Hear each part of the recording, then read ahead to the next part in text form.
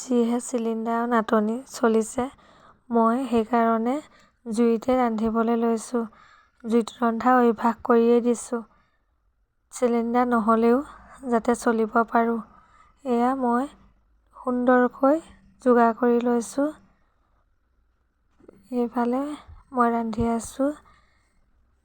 পিঁয়াজ, আদা, নহৰু, বেছি মছলা দিয়া নাই। আদা, নহৰু দিছোঁ, হালধি, নিমখ লগতে দিয়ে দিছোঁ আৰু বিলাহী ধুনীয়াকৈ ভাজি লৈছোঁ।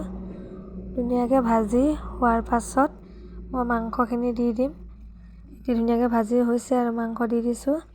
জুইত ৰান্ধিলে খাই ভালেই লাগে আৰু খাবলৈ সোৱাদ লাগে, সেইবাবে পৰাপক্ষত জুইত ৰান্ধিয়ে খাব লাগে।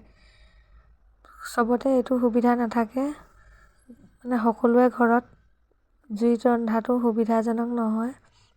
সুবিধা নথকাৰ বাবে ৰান্ধিবলৈ অসুবিধা হয়। আমাৰ যিহেতু সুবিধা আছে, আমি জুইত ৰান্ধিয়ে খাব পাৰোঁ।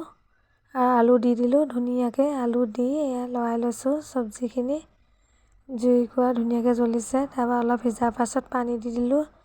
পানীখিনি দিয়ে হৈ গ'ল। এতিয়া চব্জি ৰেডি হৈ গ'ল। লোকেল মুৰ্গী